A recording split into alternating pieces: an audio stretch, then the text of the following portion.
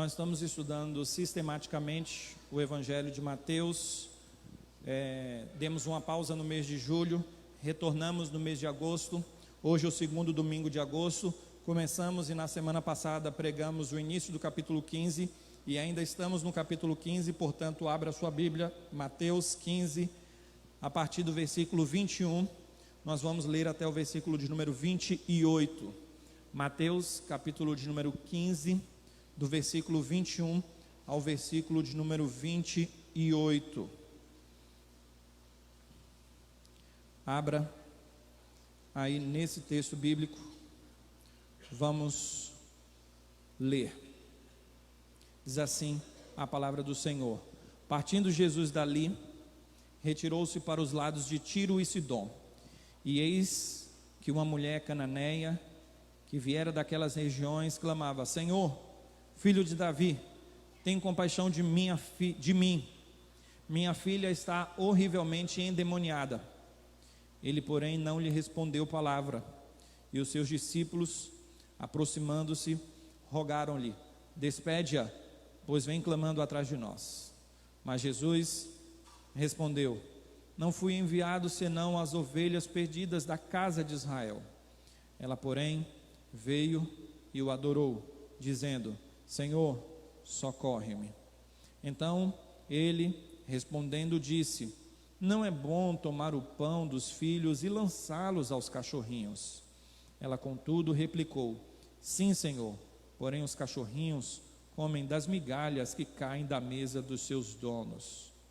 Então lhe disse Jesus: Ó mulher, grande é a tua fé, faça-se contigo como queres. E desde aquele momento sua filha ficou sã. Vamos ter mais uma palavra de oração. Eterno Deus, aqui estou eu diante da minha congregação e diante da tua palavra. Pretendo, como sempre pretendi, ser fiel, mas sei que não está em mim a capacidade de entender a tua palavra, de interpretar, mas sim, tudo que temos vem do Senhor. Lógico que nós nos esmeramos, como a tua palavra diz, que aquele que ensina esmere-se no fazê-lo, mas nós sabemos que toda a realidade, quer seja cognitiva, quer seja a capacidade de ensino, porque dentro do contexto desse texto que eu acabei de citar, é um dom do ensino, tudo isso vem do Senhor. Portanto, Deus, que eu possa transmitir de forma fiel e adequada. Mas eu sei que também isso não é suficiente, porque existe a parte do ouvinte. A minha parte, o que cabe a mim é ser fiel ao Senhor na prédica, mas o ouvinte precisa atentamente receber com avidez a tua palavra e ser transformado pela mesma. Então eu peço que o Senhor faça com que aqueles que me ouvem atentamente me ouçam. E não só isso, porque sabemos que não basta a atenção, precisamos da ação do teu Santo Espírito, para que não haja só um assentimento intelectual, um entendimento das verdades bíblicas, mas que haja uma transformação de vida.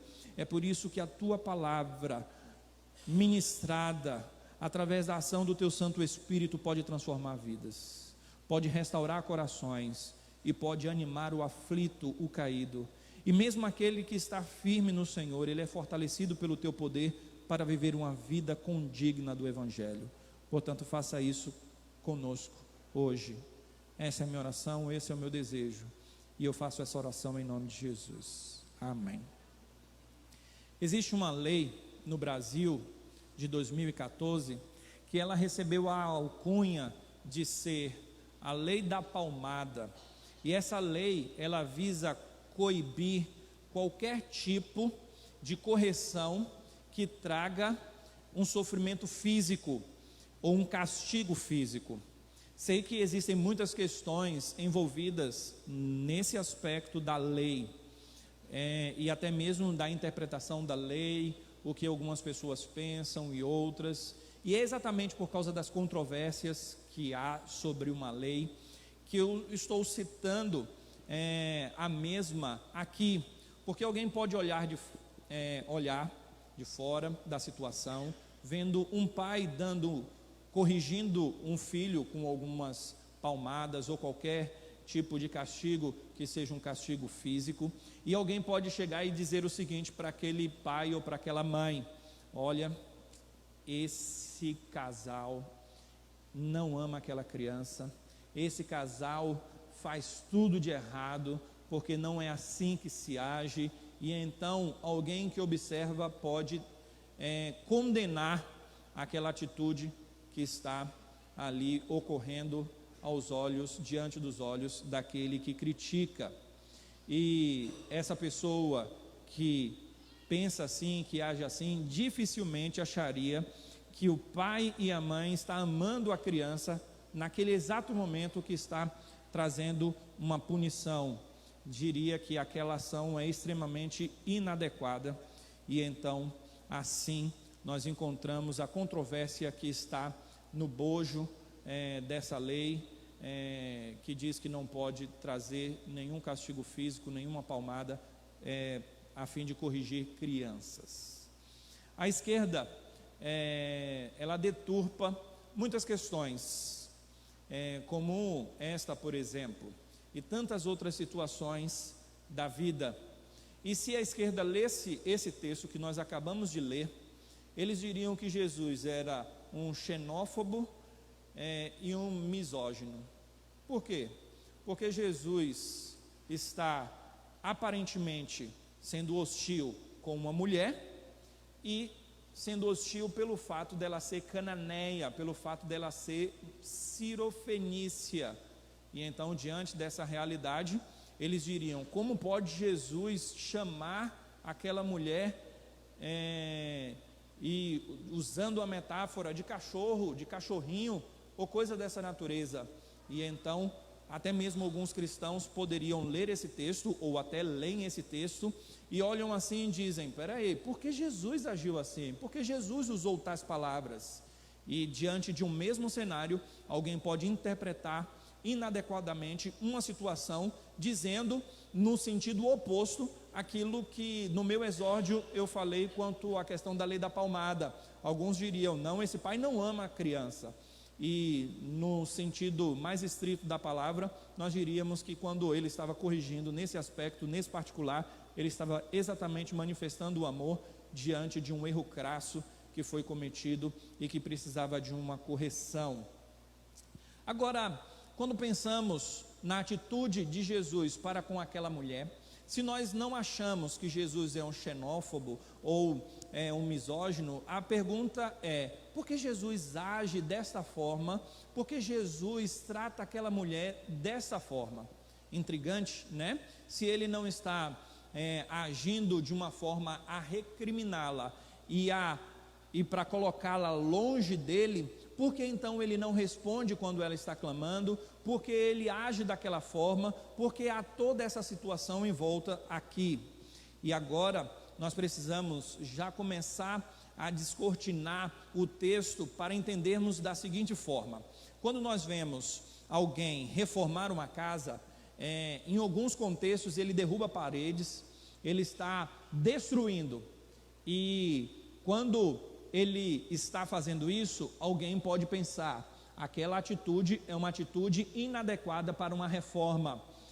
Nós tínhamos um pastor alemão, e certa feita ele estava com uma ferida no pé, na pata, e nós fomos tratar. Quando nós fomos tratar, ela era um pastor alemão, fêmea, né? Ela puxou a pata e ela tentou se defender, mas pelo fato de nós sermos os donos, ela ficou na dúvida se ela se defendia ou se ela aquecia ao nosso cuidado, mas ela não entendia muito bem que era um cuidado. Qualquer tentativa de curar a pata colocando o dedo na ferida imprimia dor ao cachorro, e então diante dessa realidade ela poderia ser hostil, e diante de uma mesma perspectiva de cuidado, ela, sem um entendimento amplo do que estava acontecendo, poderia sentir que nós estávamos causando mais dor para ela. Quando nós pensamos dentro dessa perspectiva, nós imaginamos que o pastor, quando vai tosar a ovelha, precisa segurar firme para que então o serviço seja feito. Olhando por relance, sem entender o significado profundo do que está acontecendo, alguém pode achar inadequada aquela situação, mas por trás há um amor profundo, há algo fantástico e magnífico no texto, no relato de Mateus, e nós precisamos mergulhar mais profundamente para, nessas águas profundas do Evangelho, entender o significado e então vermos com clareza, por mais que profundo seja, e você sabe que quando mais profundo nós vamos no oceano ou no mar, mais as águas ficam turvas por causa da iluminação, e às vezes nós não conseguimos enxergar adequadamente, mas nós precisamos ir na profundeza do Evangelho para enxergarmos a grandeza que nós só podemos encontrar no mais profundo mar. E é isso que nós precisamos entender, que o nosso texto também pode trazer uma falsa compreensão a um leitor desatento. Porém, quando nós olhamos para essa realidade que acontece aqui, Jesus está usando palavras francas para trazer verdades profundas, e é isso que nós precisamos entender. Nós precisamos entender o seguinte, que para ensinarmos profundamente, palavras francas e às vezes até mesmo duras precisam ser ditas. Imagine alguém me perguntando ou falando alguma coisa que é inadequado ao Evangelho, e então eu tenho que contrariá-lo, dando uma resposta na contramão do que ele está falando, no que é o Evangelho, e de repente aquela minha resposta pode ser, aos olhos de alguns, não polida, e nós precisamos entender que algumas verdades profundas, elas são dadas com franqueza e com palavras que aparentemente são duras. Lidar, portanto, com questões profundas do Evangelho, precisa existir palavras e verdades profundas. Alguém pode explicar uma doutrina superficialmente, e se ele explicar de uma forma superficial, ele não vai se aventurar a dizer palavras que são até mesmo duras em alguns contextos. E Jesus aqui ensina de forma vívida, e era necessária atitudes marcantes, ações marcantes, que gerariam respostas vívidas e marcantes naquela mulher, e não só naquela mulher, mas nos discípulos e para todos os ouvintes do Evangelho, como nós hoje. Portanto, os milagres de Jesus tinham a intenção de não só curar, mas ensinar. E o que Jesus faz aqui é trazer um ensinamento profundo através daquele milagre. Nós percebemos isso em vários milagres, e milagres que acontecem em uma dinâmica diferenciada. Em algum momento Jesus toca o leproso, no outro ele simplesmente fala com o leproso, e ele age, portanto, diferentemente em todos os milagres. E, portanto, Jesus aqui tem uma lição profunda para nos dar. Jesus, ele não desencoraja uma alma aflita. Então nós não podemos achar que Jesus foi duro e que estava desencorajando ou trazendo alguma coisa ruim para aquela mulher, dizendo que ele não gostava de mulher, ou ele era contra pessoas de outros países, de outras nacionalidades que não fossem judeus.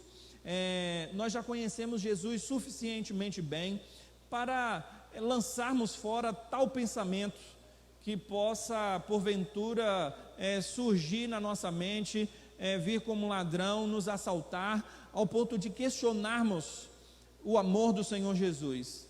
Pelo contrário, quando nós olhamos no próprio contexto, dê uma olhadinha no versículo 23, nós encontramos que ele não responde palavra alguma, mas não o versículo 23, o versículo 32, melhor dizendo. Olha o que é que diz no versículo 32, na própria conexão do texto: e chamando Jesus os seus discípulos, disse: tenham compaixão dessa gente. Então, no próprio contexto, Jesus está com uma compaixão para com aqueles que estavam com fome.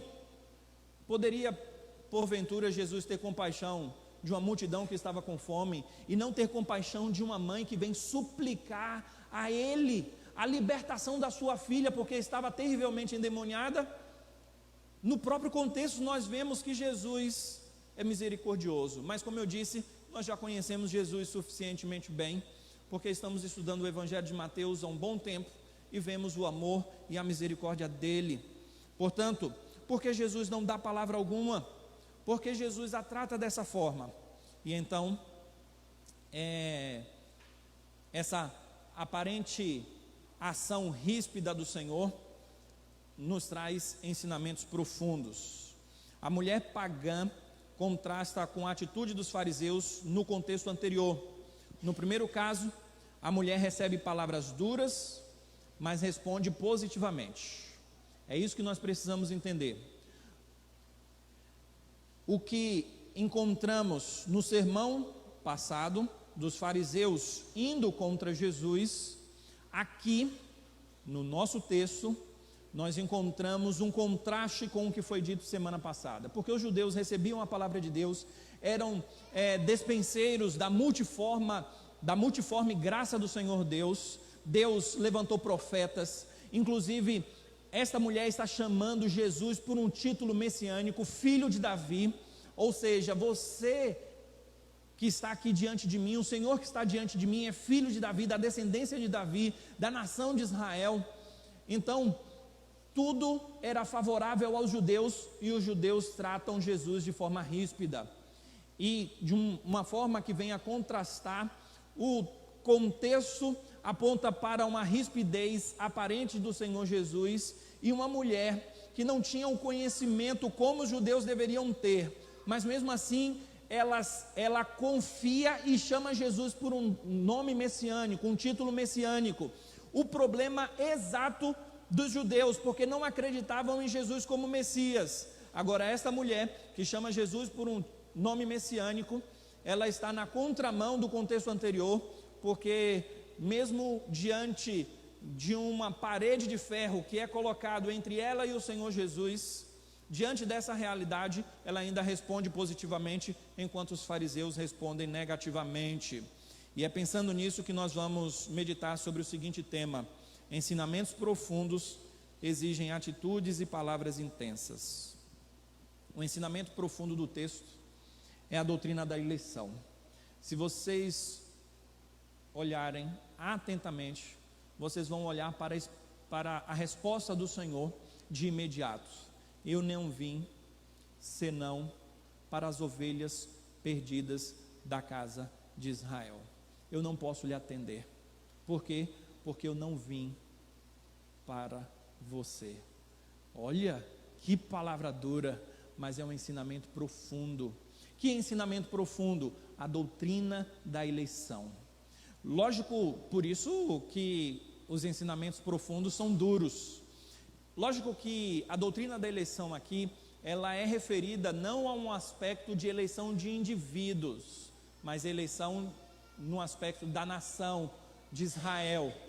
Mas isso tem um aspecto de que a encarnação do Senhor fez com que o Senhor Jesus estivesse entre os judeus e não entre os gentios, e ele pregou especificamente para judeus, e a partir dos judeus o evangelho haveria de chegar a outras regiões, aos gentios, mas isso só depois da ressurreição do Senhor, quando é dito que o evangelho deveria ser pregado ao mundo inteiro.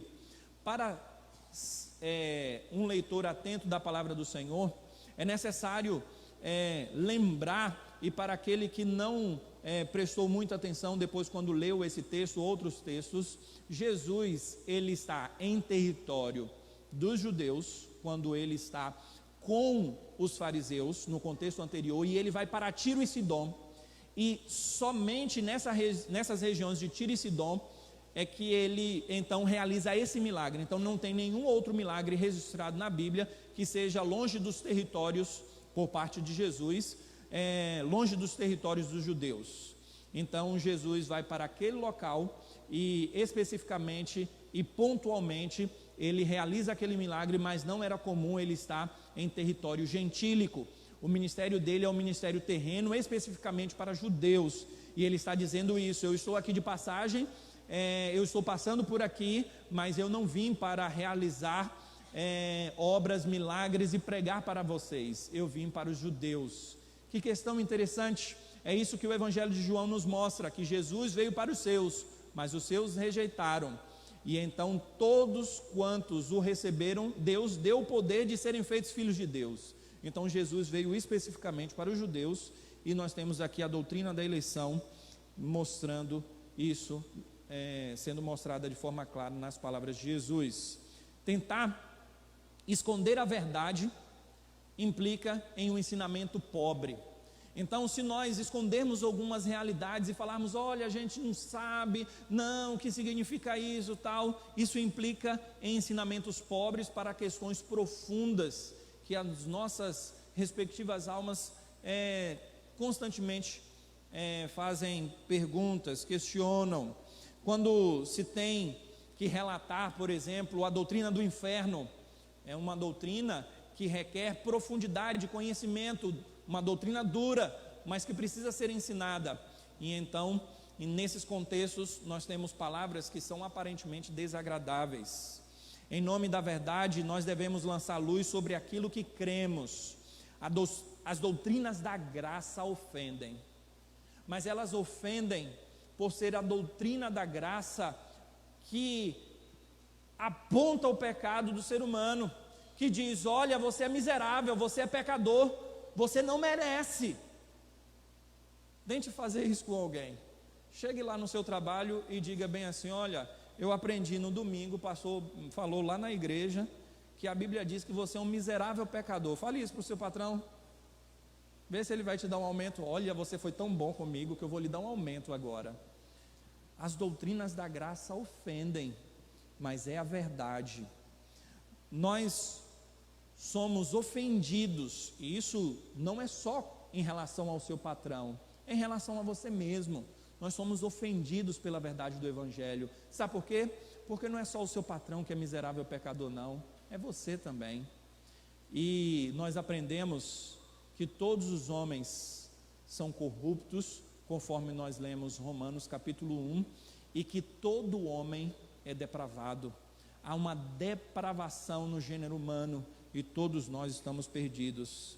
Essa é a mensagem que recebemos, não é uma mensagem fabricada por nós, é a mensagem bíblica, é a verdade do Evangelho. Nós podemos não estar no exercício total da nossa depravação, mas todos nós estamos perdidos e Deus resolveu nos salvar. Hesitar em ensinar essas verdades é criar mais embrólios do que solucionar as perguntas e as questões difíceis da vida.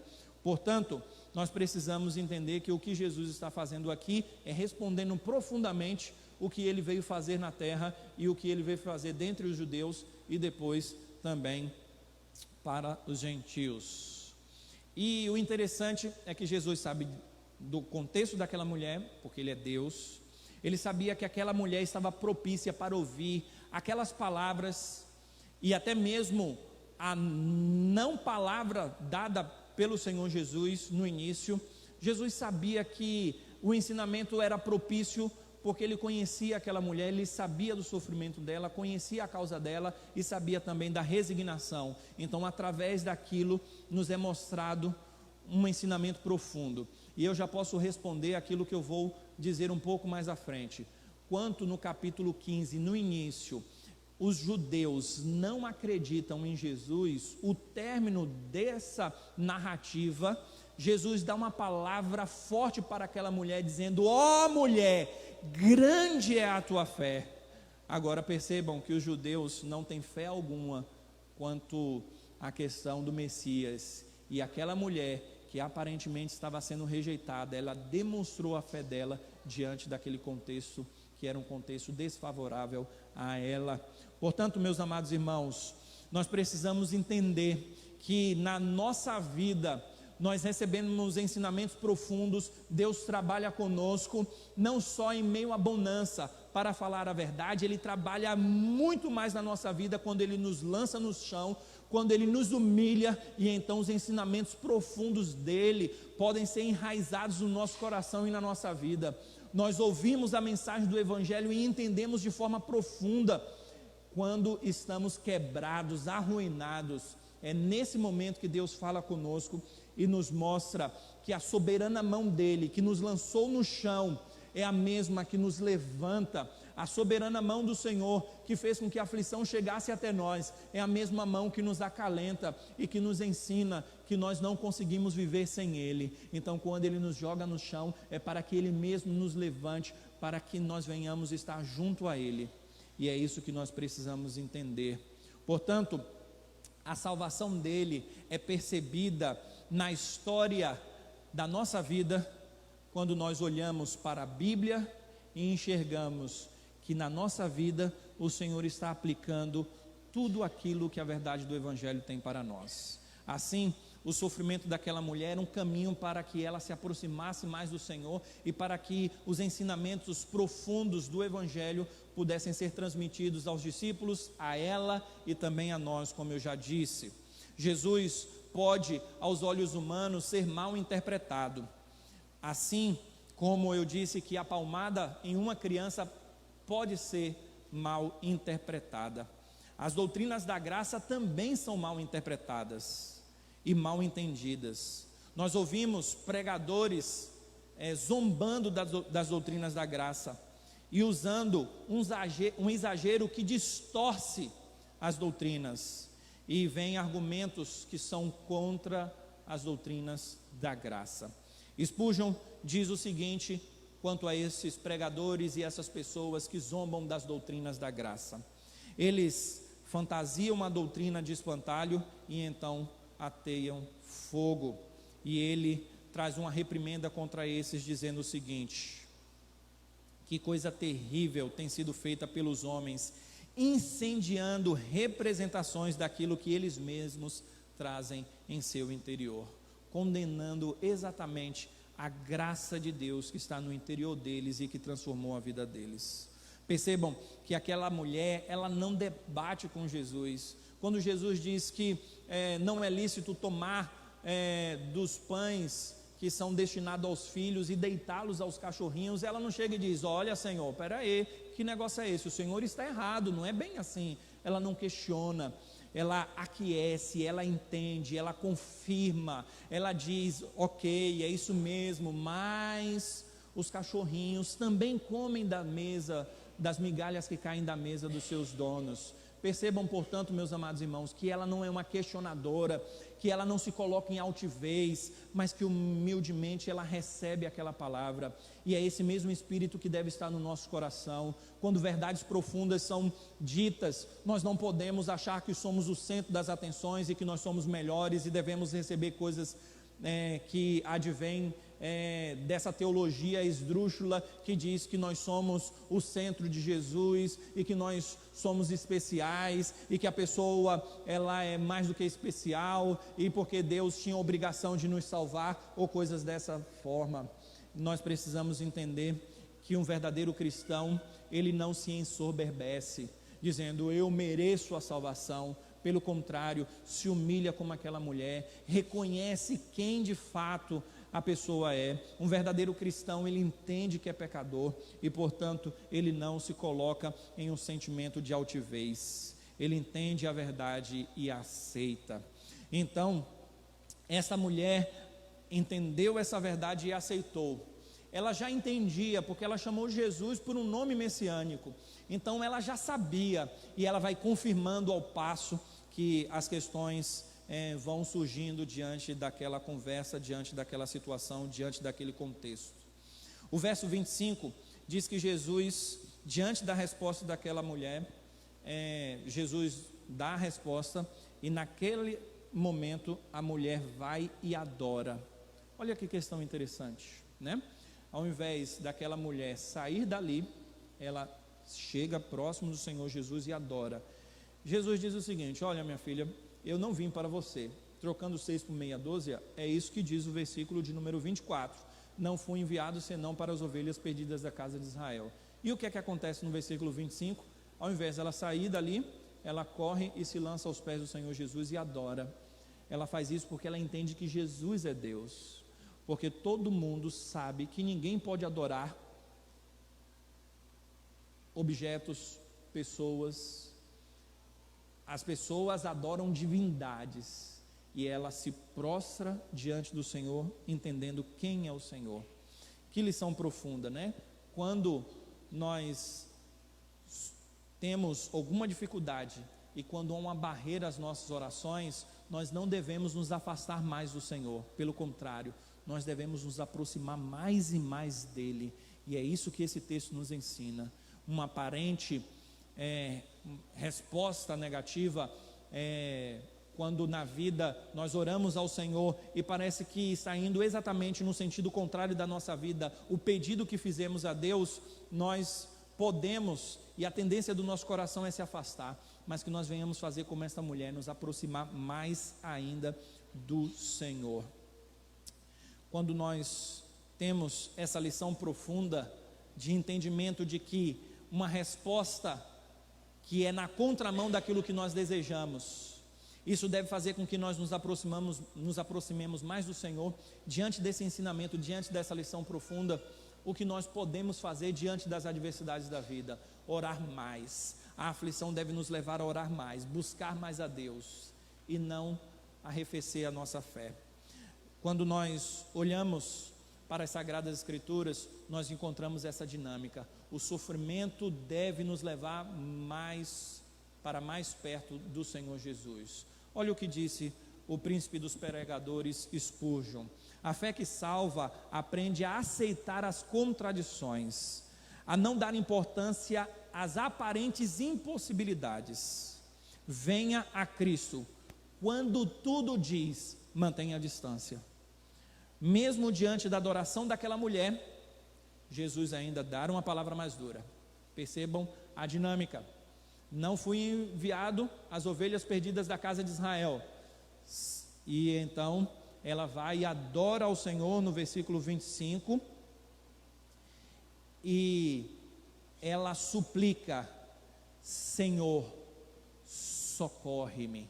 Você já parou para pensar no pedido dessa mulher? Você já parou para se colocar no lugar dela? Imagine você tendo uma filha terrivelmente endemoniada, e você sabe que Jesus pode libertá-la. Você tem essa certeza, porque aquela mulher tinha essa certeza. E então você vai até Jesus, e Jesus não responde nada. E depois, quando ele responde, ele ainda responde com um aparente desdém. Qual seria a sua atitude? Como você agiria? E então Jesus responde aquilo que nós já citamos e já lemos sobre o pão que é dado aos cachorrinhos. Foi um balde de água, poderia ser um balde de água fria para aquela mulher, mas ela ainda continua pedindo, ela ainda continua insistindo. Você notou o que foi dito por aquela mulher? Ela disse: sim, eu sou uma cachorrinha. Ela confirma. A intenção de Jesus era essa mesma que nós já estamos percebendo aqui: mostrar para aquela mulher que há um obstáculo à fé dela. Era algo que poderia arrefecer a fé dela, mas o efeito é o efeito contrário. E é esse ensinamento profundo que nós podemos ter na vida através desse texto. As dificuldades, os problemas que tentam arrefecer a nossa fé podem ser um combustível para que a fé seja maior, porque o Senhor disse: grande é a tua fé, porque ela exerceu a fé diante daquela situação complexa e diante daquela situação de reprimenda. Ela sabia, ele sabia, Jesus sabia que essas palavras haveriam de trazer mais fé ao coração dela. Quando nós olhamos para a fé daquela mulher, o que nos é demonstrado? Na resposta dela é que os cachorrinhos comem das migalhas da mesa dos seus donos. Ou seja, a vinda de Jesus, que foi para os judeus e para realizar milagres que autenticavam a identidade messiânica de Jesus Cristo, isso era para os judeus. O que Jesus estava dizendo era: olha, eu não posso lhe curar, porque eu não vim para curar gentios. Não é lícito pegar os pães dos filhos e dar aos cachorrinhos. Eu vim para me manifestar para o povo de Israel. Essa é a doutrina que é esboçada aqui nas Sagradas Escrituras e nesse texto. Jesus estava de passagem, como nós dissemos, e então Jesus está dizendo que o milagre era destinado para os judeus, e o exercício do seu ministério messiânico circunscrito à terra dos judeus. Mas aquela mulher diz: os cachorrinhos comem das migalhas que caem da mesa dos seus senhores. Que fé! Eu lembro que certa feita eu fui numa casa de um pastor, estávamos de viagem, eu e a Kelly, e nós resolvemos, estava mais ou menos no horário do almoço, mas eu queria ver aquele pastor, e a Kelly até me aconselhou: vamos almoçar primeiro, depois a gente vai na casa do pastor. E eu estava com uma vontade imensa de encontrar com ele, e eu falei: não, a gente vai lá, fala com ele, conversa com ele, depois a gente sai para comer. E ela falou e eu não atendi, né? Mas olha o que aconteceu. Quando eu cheguei lá, conversei com ele, disse que iria embora. Ele, como um bom anfitrião, disse que não, eu não iria embora, que eu teria que comer ali com ele. Mas nós não havíamos avisado para ele que iríamos passar ali. E como já estava mais ou menos no horário do almoço, a esposa teve que complementar, porque como não contava com 2 pessoas, eles complementaram até comprando uma marmita. E a gente ficou meio sem graça, tal, e ali de repente nós comemos só o suficiente para não comer tudo que tinha, né? Mas a gente ainda estava com fome. E de repente eles falaram: vocês vão comer mais alguma coisa? A gente disse não. Aí eles pegaram a comida e foram chamar o cachorro para dar a comida para o cachorro. Quase a gente lançou mão e falou: olha, deixa aqui, não dá para burundanga não. Aquela história lá da burundanga, no nosso caso foi real. E quando nós pensamos no que está acontecendo,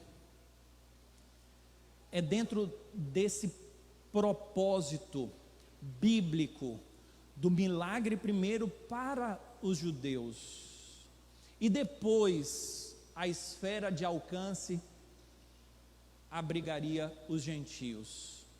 O interessante é que quando nós olhamos para Marcos capítulo 7, versículo 27, lá nos é dito o seguinte: deixa primeiro que se fartem os filhos. É essa expressão que está no Evangelho Sinótico, na mesma perícola, no mesmo contexto, a mesma história. Lá é dito um pouco diferente, é dito o seguinte: deixa primeiro que se fartem os filhos. O que é que tinha nessa dinâmica aqui? A dinâmica era a seguinte: naquele contexto, comia-se os filhos e depois era dado para os cachorrinhos. E o que Jesus está dizendo é que primeiro os filhos seriam alimentados. E dentro dessa dinâmica nós encontramos o Evangelho alcançando os gentios. Quando alcança os gentios, é numa perspectiva posterior. Mas ali estava aquela mulher precisando de um milagre naquele momento.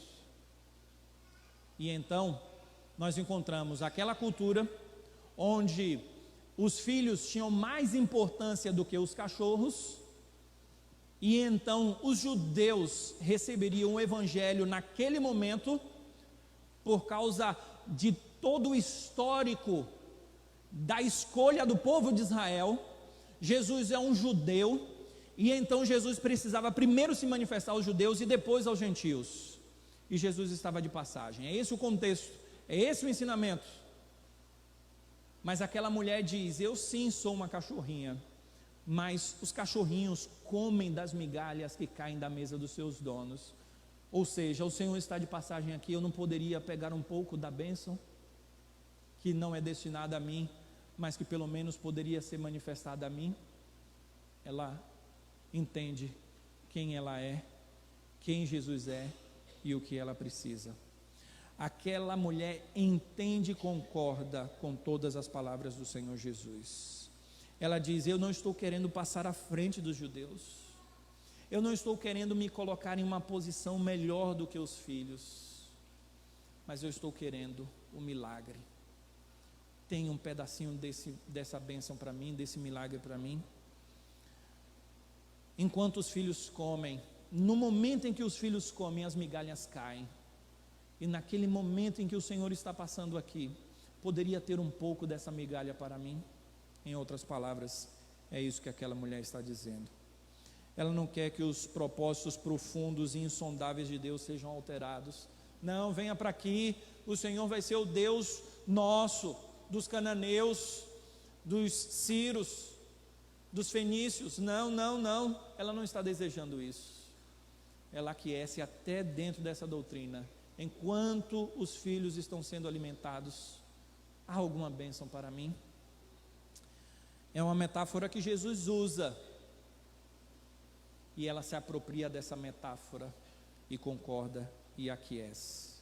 A fé verdadeira é aquela que mesmo diante da adversidade não se ufana, mas se posiciona.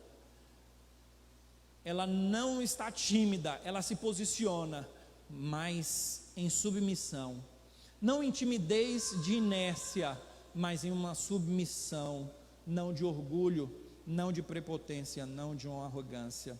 É uma fé que concorda, é uma fé que não diz: Jesus, Deus, o Senhor está errado, se eu estivesse no lugar do Senhor eu faria melhor, eu faria com que meu filho fosse assim, com que eu não perdesse o emprego, que um parente meu não falecesse, ou coisa dessa natureza. Uma fé verdadeira não quer usurpar o lugar de Deus. Pelo contrário, uma fé verdadeira olha para Deus e diz: o Senhor é soberano e governa todas as coisas de forma graciosa e bela. Eu não entendo o modo de agir do Senhor, mas eu entendo que o Senhor tem o melhor para mim, mesmo em meio a essa adversidade. Verdades profundas adentram o nosso coração através das dificuldades mais profundas, e nós precisamos entender isso. Portanto, a fé é uma fé verdadeira, profunda e viva como dessa mulher. Não é uma fé que entra em controvérsias simplesmente por querer polemizar. É uma fé que aquece, mesmo não entendendo completamente. Quem conheceu a mente do Senhor, quem foi o conselheiro do Senhor, quem primeiro deu a Ele para depois receber. Portanto, meus amados irmãos, nós precisamos entender que o agir de Deus, mesmo diante da nossa mente tacanha, jamais devemos questionar as insondáveis riquezas do conhecimento de Deus, e jamais dizer que o Senhor está errado ou pensar assim. Que nós venhamos entender que verdades profundas demandam atitudes e palavras intensas da parte de Deus. Que aceitemos o agir do Senhor e que venhamos ter uma fé robusta nele e para a glória dele. Foi sempre com base nas insondáveis riquezas de Deus que, a partir dos filhos, os gentios, os cachorrinhos fossem abençoados. Nós fomos abençoados por causa do povo judeu e por causa dos propósitos eternos do Senhor Deus. Portanto, não devemos nem questionar essa relação. Por que Deus salvou os judeus primeiros? Não devemos perguntar isso ou questionar dessa forma. Recebemos a bênção de salvação por intermédio de uma nação judaica, por intermédio da nação de Israel, a partir dos judeus. Jesus, Ele veio para nos salvar, e Ele fez isso a partir da nação de Israel. Gostaria de trazer algumas lições, a fim de caminharmos para o término, depois da interpretação e de alguns ensinamentos, ainda que eu já tenha trazido algumas lições, mas eu gostaria de trazer outras tantas. As doutrinas da graça devem nos humilhar, e não nos ensorbebecer. Devemos saber que somos realmente um cachorro. Devemos saber que realmente não merecemos nada. Você se coloca numa condição dessa? Então, o que Jesus fala para aquela mulher não é algo, ainda que seja uma metáfora e que queira ensinar exatamente que Jesus veio primeiro para os judeus e depois para os gentios, mas no sentido de uma aparente humilhação que acontece ali. E é essa a ideia mesmo. Nós devemos nos humilhar debaixo da potente mão do Senhor para que Deus nos exalte, e não o inverso, nos exaltarmos e assim Deus nos humilhará. Então, portanto, a minha pergunta é: as doutrinas da graça que chegaram aos seus ouvidos, à sua mente, ao seu coração, lhe traz orgulho? Você diz o seguinte: Louvado seja o nome do Senhor, porque eu entendo as doutrinas da graça. É isso que nós podemos extrair de tudo que foi dito até aqui? É lógico que não. Nós jamais devemos ir para a frente do espelho e cantar o hino para nós mesmos: quão grande és tu, quão grande és tu. Pelo contrário, devemos dizer: sou um pecador que preciso do meu Senhor. Nós não somos dignos da salvação, somos pecadores que jamais conseguiríamos comida para nós mesmos, jamais. Nós precisamos do Senhor, que é o nosso dono, que é o nosso Senhor, para que possamos ter algo que advém dele, mesmo aquelas migalhas que caem da mesa. Jamais achemos que somos merecedores da salvação, ou até mesmo achamos que somos especiais, porque Deus nos salvou, nos escolheu e a outros não. Segunda lição: reconheçamos nossa indignidade, pois somente assim seremos agraciados com bênçãos. É uma lição que é desdobrada da primeira que eu acabei citando, porque enquanto a primeira nós nos colocamos em humildade, a segunda tem um desdobramento no aspecto de que nós só receberemos a bênção de Deus quando nós entendemos que somos indignos. Como bem disse Calvino quando estava falando da ceia: aquele que participa indignamente é aquele que reconhece a sua indignidade, e então Deus o faz digno para participar da ceia. Participar da ceia dignamente implica nisso, reconhecer a nossa indignidade para que Deus nos faça digno. Suponhamos que eu vá aqui no condomínio Aldeia do Sol, e eu chegue lá na guarita e fale o seguinte: olha, eu vim aqui para doar R$1.000 para um morador aí, qualquer um, eu vou fazer uma caridade, vou bater na porta do primeiro que aparecer e vou doar R$1.000.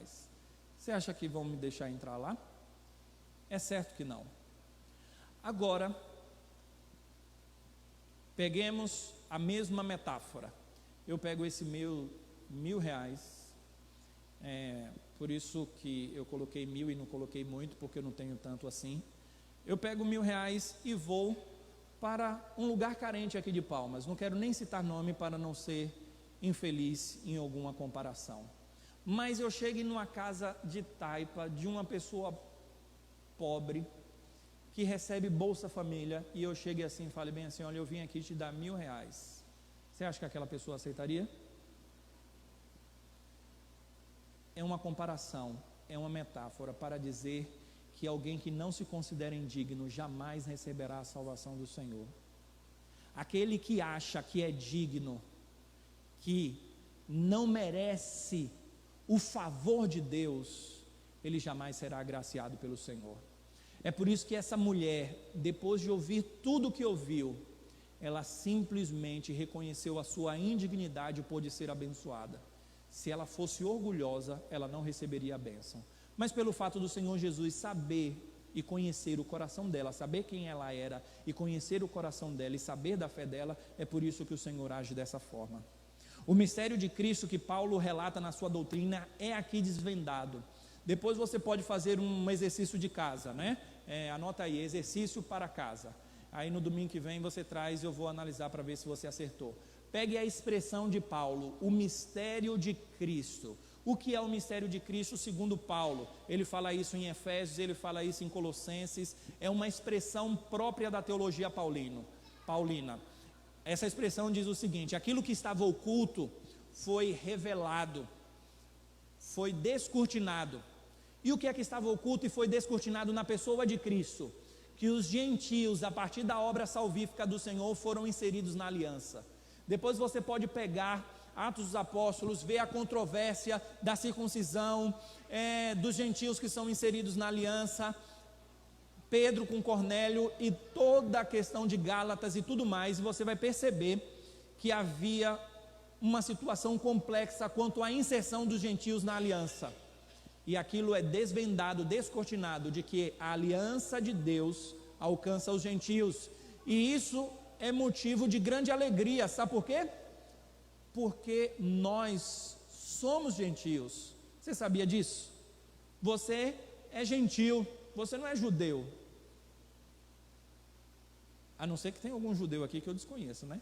Mas nós somos gentios, nós somos brasileiros, e o Evangelho chegou até nós. Louvado seja o nome do Senhor.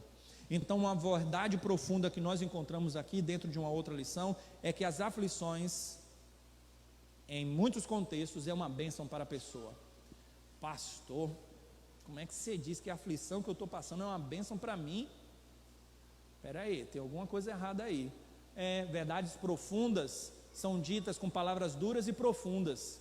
É por isso que essas verdades precisam ser ditas, e é por isso que às vezes ofende, e é por isso que às vezes a gente não entende, a gente acha que há um mal entendido aqui. Não, espera aí, como é que é isso? Se essa mulher não passasse por tudo que ela estava passando, ela não teria a bênção de estar diante de Jesus, ela jamais teria a bênção de estar diante de Jesus. E ela teve a bênção que muitos desejam, de estar diante do Senhor Jesus. Ela procura o Senhor Jesus. E é assim que acontece na dinâmica da palavra de Deus. Quando você passa por uma aflição, você corre para os pés do Senhor. Você vai orar, você vai buscar. Quando você passa por uma dificuldade, você se apega mais ao Senhor. Portanto, as bênçãos, os sofrimentos, as adversidades, em muitos contextos, e principalmente na vida do cristão, vai apurar a fé dele. É isso que Pedro fala na sua primeira carta, que a prova da nossa fé faz com que nossa fé seja apurada como ouro.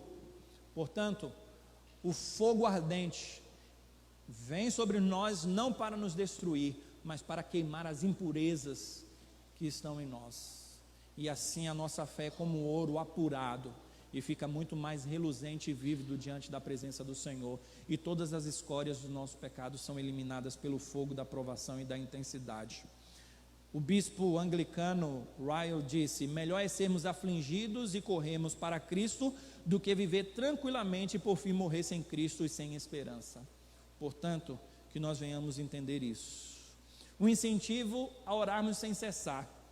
Aqui nós vemos a mulher intensamente orando para que Deus respondesse, aqui no sentido de súplica, suplicando, mas é uma aplicação, uma lição. Nós devemos incessantemente orar e buscar ao Senhor, insistentemente. Ela busca. Olha que questão interessante, talvez você nem tenha notado a insistência dela. Olha como é que dá a insistência dela. Ela chama Jesus por um título messiânico, clama, e o que é que acontece? Jesus não dá palavra nenhuma. E o que é que acontece logo em seguida? Essa é a primeira tentativa dela. Depois, negada, né? Depois, nós encontramos os discípulos dizendo: mestre, essa mulher vem clamando atrás de nós, fale para ela, para que ela se cale. Olha que palavra dirigida àquela mulher. Então, é um segundo momento da rejeição da sua súplica, mas que não está circunscrito a um segundo momento, porque ela vem clamando, e Jesus não dá resposta nenhuma. Depois, pela terceira vez, depois de Jesus responder para ela que não era lícito, que ele veio para as ovelhas perdidas da casa de Israel, ela vai, adora e pede: socorre-me. E pela última vez, depois de Jesus falar que não era lícito deitar os pães dos filhos para os cachorrinhos, ela pede mais uma quarta vez, mas ela está incessantemente pedindo. Portanto, nós não devemos esmorecer, e a nossa fé é uma certeza de que o Senhor vai nos responder, e é por isso que nós devemos pedir constantemente. Pais, intercedam pelos seus filhos. Hoje é dia dos pais, e nós temos muitos pais aqui. É uma mulher, e eu estou aplicando tanto para pais quanto para mães. Portanto, os pais é no sentido coletivo. Existem muitos pais que têm filhos que não seguem ao Senhor Jesus. Não esmoreça no seu pedido ao Senhor, pela transformação e pela regeneração da vida deles. Aqui nós temos o exemplo de uma mulher que ora incessantemente pela libertação da sua filha, que estava terrivelmente endemoniada.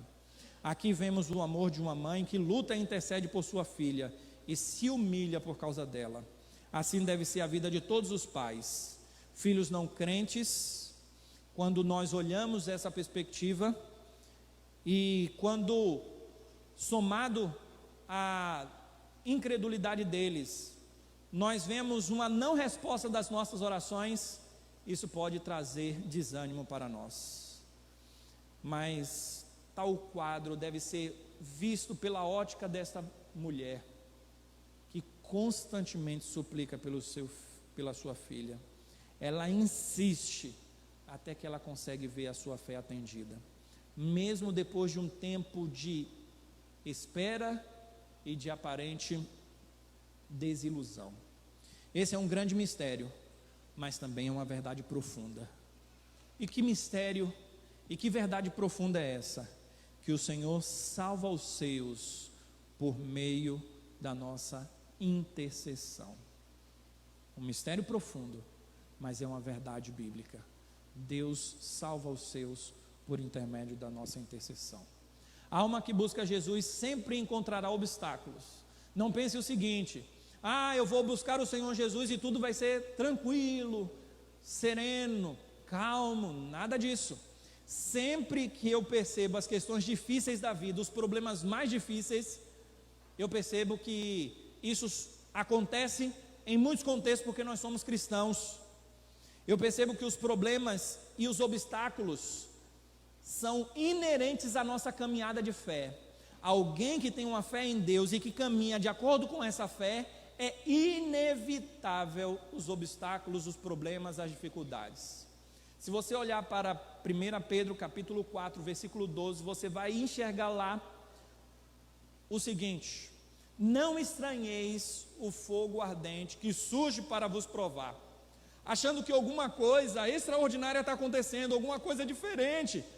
Por que isso está acontecendo comigo? Por que isso se dá comigo? Não estranhe não, meu filho. Não tem nada novo, diferente, é natural. Na vida do cristão, isso é natural. Então as perseguições, os problemas, as angústias, é natural na vida de um cristão. Portanto, nós não devemos esmorecer. A soberania percebida na expressão seus donos. Uma outra lição. No Antigo Oriente, o qual Tiro e Sidom estavam localizados, por causa da cultura romana, as pessoas tinham seus cachorrinhos de estimação e eles davam comidas. É por isso que Jesus usa essa metáfora, porque era conhecida ali. E ela diz o seguinte: os cachorrinhos comem das mesas dos seus donos. Essa expressão dono aplica para uma soberania, e é sobre isso que eu gostaria de falar dentro de um aspecto profundo, de uma verdade profunda. A resposta daquela mulher é de que ela entende que os cachorrinhos têm os donos, e os cachorros fazem exatamente aquilo que os donos querem. Quando nós olhamos para a cultura do Oriente, desse mesmo Oriente, em um contexto diferente daquele contexto de Jesus, era uma cultura onde existia muitos cachorros de rua e não existia cachorros de estimação. É por isso que lá no Oriente até hoje, e antigamente se comia cachorro, comia-se carne de cachorro, né? Se alguém falar hoje assim, olha, pega lá o cachorrinho que você tem lá e come, né? Faz um churrasquinho dele. Que é isso? Que coisa. Se você for lá no Timor-Leste, você vai comer um cachorrinho frito lá, tal. Olha que carne saborosa, tal. Por quê? Porque eles não têm esse contexto tão firme como nós temos dentro dessa relação de cachorro como um animal doméstico. Na época de Jesus, sim. Então um cachorro que não tem dono, às vezes a gente fala isso, né? Olha, coitado ali, está parecendo um cachorro sem dono, está perdido na vida. Agora, entender que temos um dono implica em Deus ser soberano, guiar a nossa vida, dar o que nós precisamos e cuidar muito bem de nós, de forma que Ele mesmo venha ordenar a nossa vida para o bem. Spurgeon vai dizer o seguinte sobre isso: se sou um cão, hei de te seguir junto aos teus calcanhares de misericórdia. Manhã, tarde e noite me deleitarei junto de ti, aos pés do meu dono. e jamais desistirei de confiar em Ti, Jesus, mesmo que não pareça receber conforto de Ti. Portanto, meus amados irmãos, nós precisamos olhar para Cristo como o suficiente Salvador das nossas vidas e entendermos que Ele tem o melhor para nós. Entendendo isso, eu gostaria de dizer o seguinte: Jesus passou por aquela região, mas nós não devemos pensar que Jesus não passa no nosso meio. Ele passa no nosso meio, e eu creio que Ele pode ter passado aqui no nosso meio hoje, através da pregação da palavra do Senhor. E lembremos que dos lugares mais improváveis vêm as bênçãos diferenciadas. Do lugar mais provável, que eram os judeus, não houve bênção, como houve na vida dessa mulher, em um lugar improvável. Jesus, no Evangelho de Lucas, no capítulo 4, versículo 25 a 27, ele diz o seguinte, depois dele ser rejeitado em Nazaré, ele diz: olha, existiam muitas viúvas em Israel, mas o profeta foi enviado para uma mulher, e o interessante é que essa mulher era exatamente do local aonde Jesus estava ali, ministrando. E quando Jesus também vai falar, ela era uma cirofenícia, e quando Jesus continua no contexto, ele diz que existiam muitos leprosos em Israel, mas Naamã foi enviado a um profeta, sendo ele sírio. Portanto, na mesma região aonde essa mulher foi abençoada, esses homens também foram abençoados. E nós podemos dizer o seguinte: é muito provável que no nosso meio esta palavra tenha vida, mas nós devemos olhar para esse exemplo e pensar o seguinte: também é muito provável que do lugar mais provável não venha a fé. E às vezes uma pessoa que tem uma vida longe do Senhor, ela ouve a mensagem e recebe, e é abençoada pelo Senhor Deus. Portanto, que o Senhor, ao passar na sua vida, que Ele possa restaurar o seu ser para a glória do Pai. Que Deus os abençoe.